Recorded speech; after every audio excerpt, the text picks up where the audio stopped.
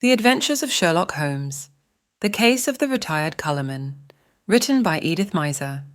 Voiced by Basil Rathbone and Nigel Bruce. Watch out for colds, ladies and gentlemen. They're very prevalent now, and a little cold may be the start of a serious illness. What you want to do at the first sign of a cold is take famous bromoquinine tablets. Bromoquinine tablets are made for one purpose and one purpose only, and that is the relief of colds. They act fast, give you speedy results, and that's what you want when you have a cold. Bromoquinine tablets are known the world over for their efficacy. Trust to reputation when buying a medicine. Do this when you feel a cold coming on, and you'll ask for bromoquinine cold tablets. And now, as we make our way through the night to Dr. Watson's hospitable door, we notice a feeling of spring in the air. The buds are swollen on the trees, still black and dripping from the rain. There's the smell of warm, damp earth. Delicious. Eh, Mr. Manning? Well, hello, Dr. Watson. I didn't see you in the dark. Yes, I've been out checking up to see if my magnolias survived the winter. Any casualties? No, they all seem to be fairly bursting with buds. There's nothing as delicious as that first faint whiff of spring. All is treacherous. Come along to the house before we both catch our death of cold. After you, sir. Not at all, my boy. None of that age before beauty nonsense. I'm not as decrepit as all that. Oh, what's this? The front hall littered with trunks and suitcases? Oh, yes. I'm afraid my annual wanderlust has broken out rather early this spring. I'm off on a little jaunt first thing tomorrow morning, but come along into the study. Does that mean that this is the last of our storytelling evening? For this winter, yes, I'm afraid it does. Well, I trust I'm not too forward if I hope to be invited back again in the fall. Oh, of course not. You know we'll be waiting for your return. Oh, thanks very much. It's very, very decent of you to put up with the meanderings of an old fellow like myself. I appreciate it, you know. But sit down, Mr. Manning. Sit down there, over there, in the usual chair. Let's get on with our story before I get all glittery and sentimental. You're going to tell us about Professor Moriarty tonight, aren't you? Well, I had intended to, but I've changed my mind. I'm going to tell you the adventure of the Retired Colourman instead. Retired Colourman? Isn't that a military term? No, it isn't. Mr. Josiah P. Amberley had been the junior member of Brickfall and Amberley, manufacturers of artistic paint boxes. He made quite a tidy little fortune. Retired from business at the age of 61, bought a house at Lewisham, and then settled down. The next year, 1897, I think it was, the old fool married. Married? Yes, married. And the woman 30 years his junior. Yes, that's always a bit risky. Risky? Within 2 years, he was as miserable a creature as crawls beneath the sun. Oh, dear me, I'm jumping ahead of the story again. As I was saying, it was the 23rd of April, 1899, and a rainy and disagreeable April it had been. Holmes was in a melancholy and philosophic mood that morning as he stood by the window, watching the raindrops chasing one another down the pane. Rain had always depressed him when he was not working on a case. When he was working on a case, I don't believe he realized that there was such a thing as weather.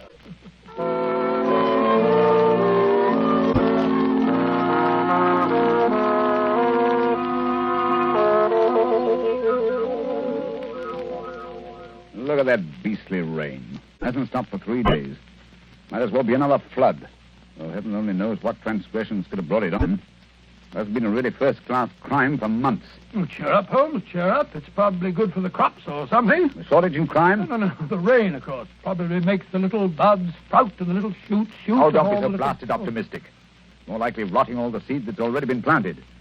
Rain, where the deuce does it all come from? This confounded English climate?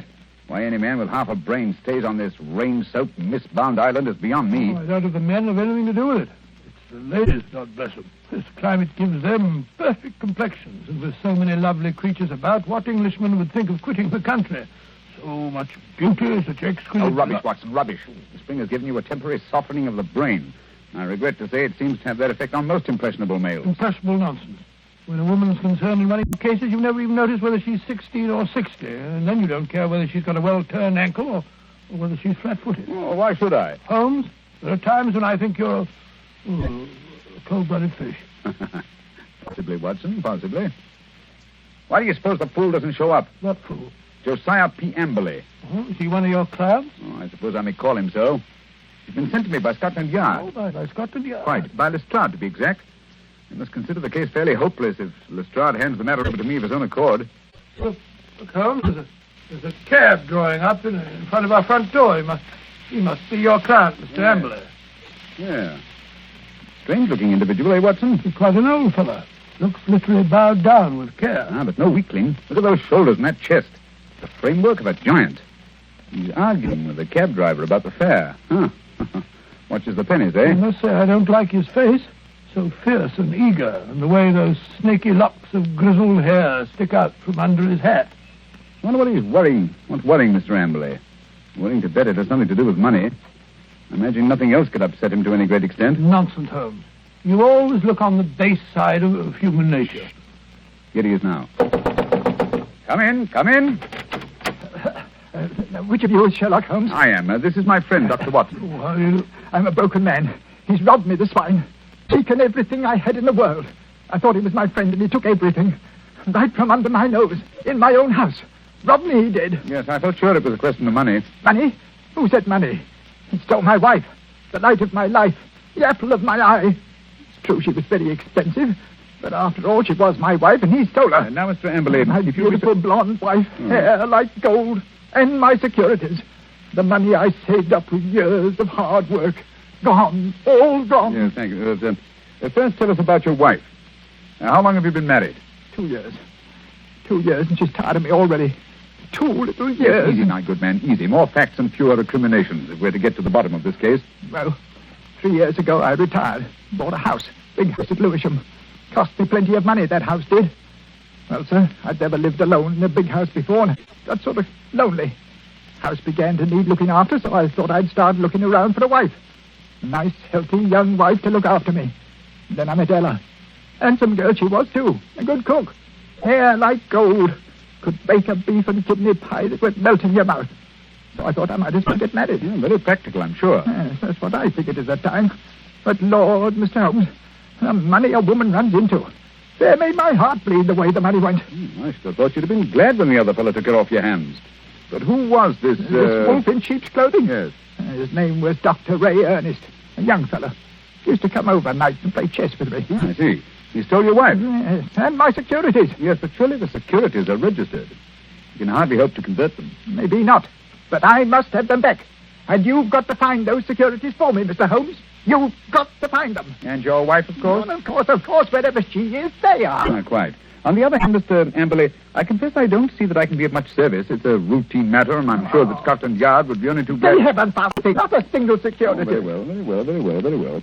And we'll do our best. Dr. Watson will take a run down to your house at Lewisham to look over the grounds. Oh, really? Oh, Yes. Lewisham. I hardly expected you'd come yourself. After my heavy financial loss, nobody cares if an old man's heart is broken. Now, stop that blubbering. I'm not coming myself because I'm preoccupied with the case of the 2 Coptic patriarchs. This particular case doesn't seem to be very complicated. I'm sure, Mr. Amberley, that Dr. Watson can handle it as well as I could myself. Well, if that's the best that you can offer, I suppose I must be satisfied. Huh? Pampered, that's what she was. And that young man, that dirty pickpocket, I treated him like my own son. He had the run of the house. And now look how they've treated me. Me, you never harmed a soul. Quite. And now, good day, Mr. Amberley. Oh, yes, well, good day, Mr. Holmes. And I shall expect Dr. Watson this afternoon. You have my address, I believe. Oh, the ingratitude, the rank ingratitude of it all. I must say, Holmes, I like the way you've shoved all this off onto my shoulders. Coptic patriarchs, indeed. You just don't want to go. Right, Watson, right the very first time. You've been begging for a case all to yourself for months. Well, here it is. Yes, and a nice case you've given me, I must say. That old skinflint. Oh, my daughter, oh, my ducats, eh? The emphasis on the ducats, if I'm not mistaken.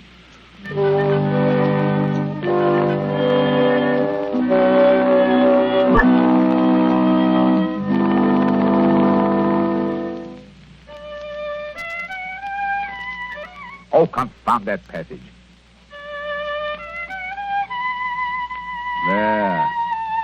Ah, that's better. That's dash good. Hello. Steps on the stairs. Watson, if I'm not mistaken, and in a triumphant mood. Hello, Holmes. Well, I'm back. Hail the conquering hero. A successful afternoon, I take it, with the light of victory in your eye. Well, I did manage to dig up a clue or so. Good. How about Mr. Amberley's place of residence?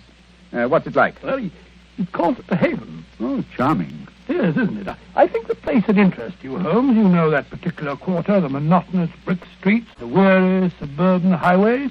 Well, right in the middle of them lies this beautiful old home, surrounded by a high sun-baked wall, mottled with lichens and topped with moss, the sort of wall... You may omit the Percy, Watson. I note that it was a high brick wall.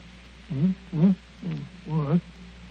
I should have guessed it was the Haven, even if I hadn't asked a lounger who was smoking outside in the street. A lounger? Yes, a tall, dark, heavily moustached man with a curious look in his eye. With great tinted glasses and a Masonic type-in?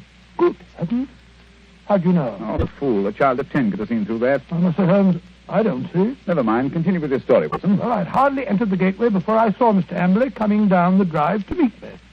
He began at once, pouring out his grievances. We walked back to the house together. And? Well, once inside the wall, I must say, I've never seen a place worse kept. Garden lined with weeds and in a dreadful neglect. The house, too, was slatternly to the last degree. It just goes to show what happens to a place when there's no womanly hand about to keep it in order. Yes, but Mrs. Amberley's only been missing a few days. Hardly time for so much disintegration to take place. Must have set in before she left. Oh, possibly. At any rate, Mr. Amberley seemed to be ashamed of it.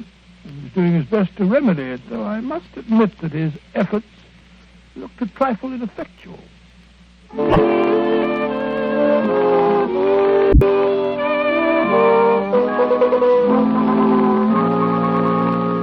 What's to become of me? What's to become of me? My wife gone, most of my fortune stolen. Oh, come in, Dr. Watson, come in.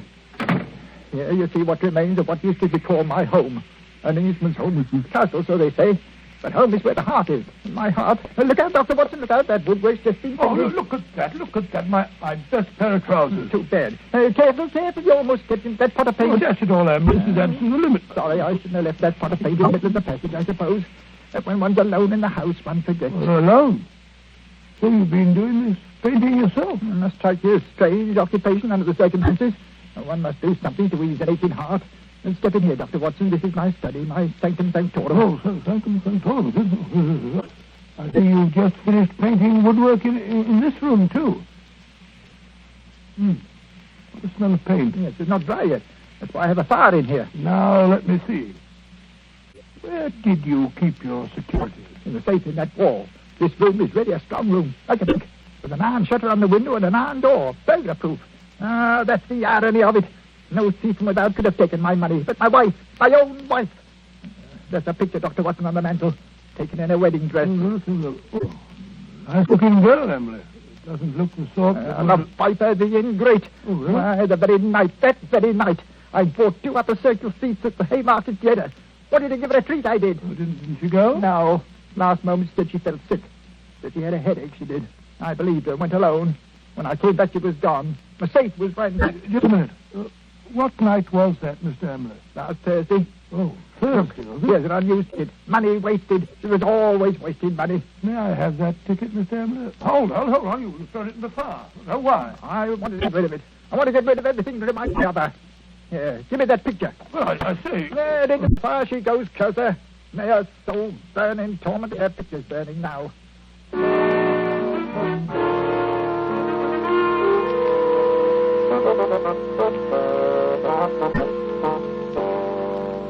Unpleasant fellow, eh, Watson? This case begins to look more somber than I suspected. If you could only have brought me that ticket, Watson. Oh, I did my best, Holmes. I may not have the ticket itself, but I did notice the number of the seat. Oh, bravo, Watson. How did you happen to remember it? Well, as a matter of fact, it was my place in form at school, 31. See from the bottom. And so it stuck in my head. Splendid, old fellow. Then Amberley's seat must have been 30 or 32. Hear me now. Who can that be? Well, whoever it is, he's dashed impatient. Oh, yes. Here he comes up the stairs, fairly running. Come in. Well, bless my soul if it isn't our old friend, our good friend, Mr. Amberley. What's up? A telegram, Mr. Holmes. I can't make anything of it. Here, see for yourself. Uh-huh. Come at once without fail. Yes. Can give you information as to your recent loss signed Elman Yes, to the Elman. vicarage. Dispatched at 2:10 from Little Purlington. Little Purlington in Essex, I believe, not far from Frinton. You will start at once, of course. Watson, look up the train. It's probably a hoax. What could anyone in Little Purlington But it's know from about a very responsible person. Where's my Crockford? Yes, here it is. We'll look up this minister of the gospel. Elman. Here it is. Yeah, J.C. Elman, M.A., living of Mossmore, Little Purlington. Yes, but I still don't think... Surely, Mr. Amberley, you want to find your wife and your lost securities, don't you? Of course, but it's a waste of time and money. Here we are. Here's a train from Liverpool Street at 5:20. Yes, just have time. Mr. Amberley, you go downstairs and hail a cab. I'll help Dr. Watson throw a few things in the bag. You think I need Dr. Watson? Perhaps I'd better go alone. Oh, no. It may be a trap for all we know. I don't think I shall go. Mr. Amberley, it would make the worst possible impression on both the police and on myself if you refused to follow up so obvious a clue. We should feel that you are not in earnest about this investigation. Very well, I'll go. Perhaps you'd better go with him, Holmes. Cut! Take your case, Watson. After the brilliant way in which you've handled it, no. Go along, Mr. Amberley, or you'll miss your train. Very well, but the expense is... Here you are, Watson. Here's your bag. Look, it's packed. Yes, you never know when you may be called off on a case like this. I packed it for you. Holmes, I do think that... Quite. Now, whatever you do, see that he really does go to Little Purlington. Yes, I don't think that he's Again, quite. Should he break away and try to return, get to the nearest telegraph station and send me the single word bolted. I will arrange to have it reach me wherever I am. What? You have something to look into at this end, then? I have, Watson. This case is beginning to take on a rather curious and sinister aspect.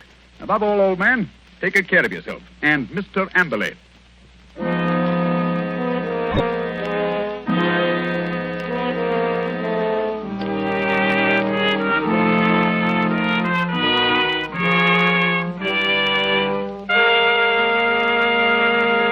Before we find the outcome of Watson's curious mission, ladies and gentlemen, I have a few words to say.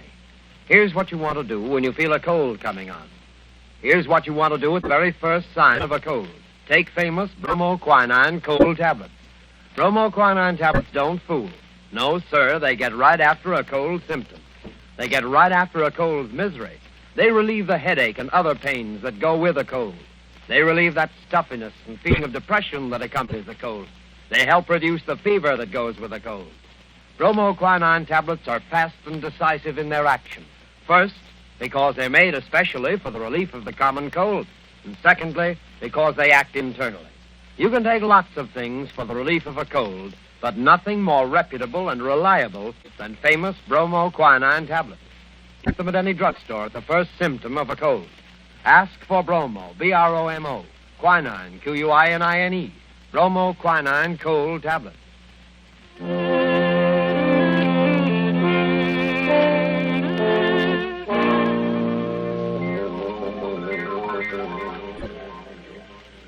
Confound this rain. Everything's as dark as a black hole of Calcutta. The haven. Shitty little haven this is. I can find a window unlatched. Not much chance on the first floor. The old boy's 2 quarters. Ooh. 2nd-story window, perhaps. Now, if I can manage to scale this porch pillar. This confounded rain. Just slippery as a greased pole. Come on. Hey, there we are. Yeah. Here's the window that's unlatched. Easy. Now. 1 foot over the sill. Up with your hands. Up with them, I tell you. Thought I wouldn't see you prowling around down below, eh? Well, I've caught you red-handed.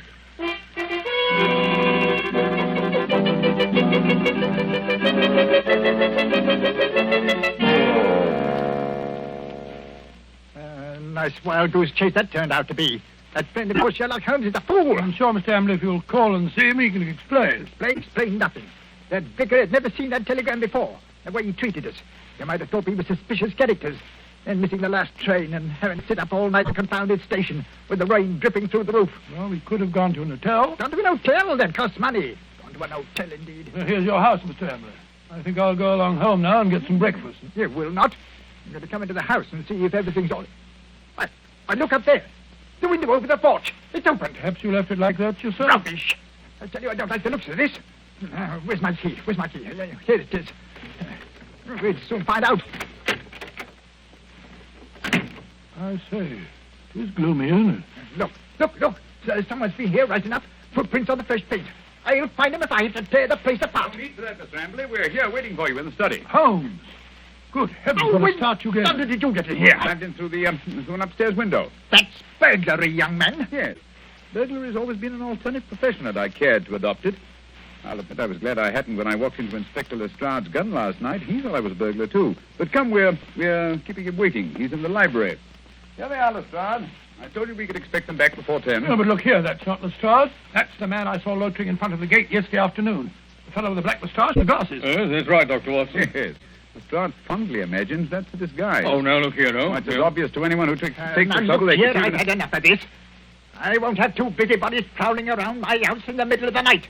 And what's more, Mr. Sherlock Holmes, I suspect you sent that telegram yourself. Very clever of you, Mr. Amberley, very clever. You look a trifle pale. I thought a night in the country might do Oh, you no, good. enough of that. What kind of a fool do you take me for? I have you put behind the bars, all of you. Oh, surely not Inspector Lestrade. Why, he's from Scotland Yard. I don't care if it's from the House of Lords. Yeah, none of that. You're all disgraced, publicly disgraced. Breaking into my house in the middle of the night. Oh, I'll get you for that. What were you doing in here last night? Answer me that. Looking for the bodies. What? Looking for the bodies of your wife and Dr. Ernest. What have you done with them? How dare You you? murdered them in this room. We have ample proof. Why, you... Stop him, Watson. Stop him. He's got a capsule in his hand. It's poison. He's going to swallow it. No. Come on, no, get that out. spit it out. Spit it out. Spit it out, or I'll choke No, you. short cut, Mr. Amberley, if you please. Everything decently and in its proper place. Take him away, Lestrade. Right, come along now. No more monkey business. I won't put up with that. All right, come. Phew, what a scene. So that old brute Amberley's a murderer, eh? How did you find it out? Well, the first clue was the theater ticket, which you didn't use. We found that out. Oh, that destroyed his alibi. Yes, the theater people assured us that there had been 2 empty seats, not just one. The second clue was the smell of fresh paint. What was he trying to hide by that? Yes, what? Gas. He asphyxiated his wife and Dr. Ernst in this room, Good heavens. his strong room, which was as near airtight as anything could humanly possibly Yes, be. but how? Well, that's what I wanted to find out. That's what I was looking for when I broke into the house last night. And what did you find? Look here. Notice the gas pipe along the skirting here? It rises in the wall, in the angle there, and ends in that plaster rose in the center of the ceiling where it's concealed by that ornamentation. The end's wide open. How horrible. Yes, then look here. Look, near the floor. What do you make out? 2 words written on the wall. We were. Then a scroll. We were. What does that mean? The poor devil was trying to write, "We were murdered." I can see the whole ghastly scene. It was last Thursday night. Amberley had lured his wife and Dr. Ernest into this room.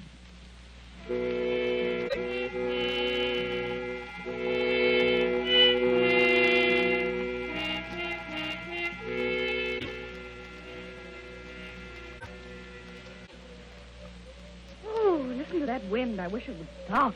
It's not so bad in this room. We have a little game in here, eh, Dr. Ernest? Just you sit here, there. Entertain the doctor while I go and look for the chessmen. Excuse me for a minute, Dr. Ernest. Certainly. And if you don't mind, I'll close the door. For such a draught. It'll be much cozier in here with the door closed. Much cozier. If that wind only wouldn't howl. I feel so depressed. Is there something terrible we're going to happen? Oh, nonsense, my dear Mrs. Amberley. This house is getting on your nerves. If there's any wonder. He gets worse and worse. Oh, Dr. Ernest, I'm so frightened. You must go away. What? Now, don't be alarmed, Mrs. Amberley. I've had your husband under observation for some time. I'm afraid he isn't quite normal. It isn't safe for you to stay here any longer. But, Dr. Ernest, don't you understand? I can't leave my husband. Heaven knows what would happen if I left him alone. We could get a nurse to take care of him. You can't stay here with him. What was that? Josiah, he heard us. He was outside the door listening. Oh, Dr. Ernest, this is terrible. What can we do? Listen. You hear that? It's the gas. Someone's turned on the gas. I can smell it. Hurry, we've got to get out of here. What? Oh, the door's locked. He's locked the door. Amberley! I say, Amberley, open the door! Quick, the window. No, that's locked, too. The iron shutters. Amberley! Amberley, let us out! You realize what this means? He's going to kill us. He must have gone mad, I'm afraid. Yes, it's what I was afraid of. He's a maniac. Homicidal maniac. Oh, this is horrible. We're trapped. What a fool I was. What can we do? I feel so faint. I can hardly breathe. Here. Lie down on the floor. The air's better down here. It's no use. I can't stay awake. I don't mind anymore. I'm quite all right. Really. Mrs. Amberley. Mrs. Amberley. Don't give up. I feel things, too. I must warn people. It's dangerous. I can't think. God, I can't breathe. I can't think.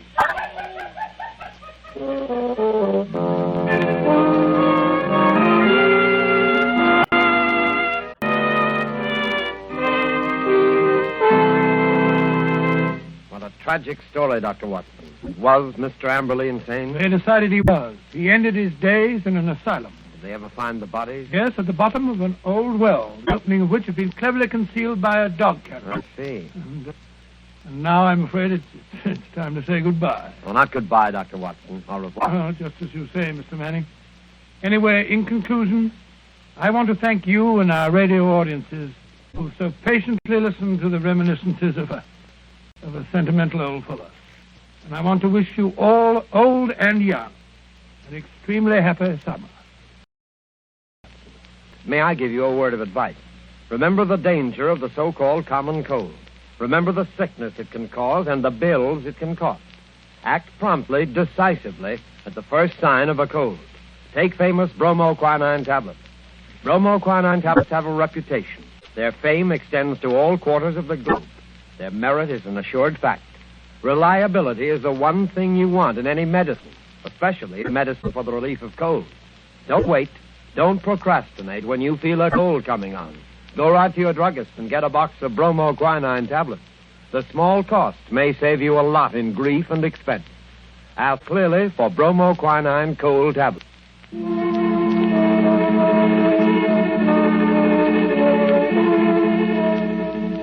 You have been listening to a Sherlock Holmes adventure adapted by Miser from Sir Arthur Conan Doyle's story, The Retired Colourman, with Basil Rathbone as Sherlock Holmes and Nigel Bruce and Dr. Watson. The Sherlock Holmes series was produced by Tom McKnight. This program was presented from Hollywood by the makers of bromoquinine cold tablets, quick relief for colds. This is Knox Manning speaking.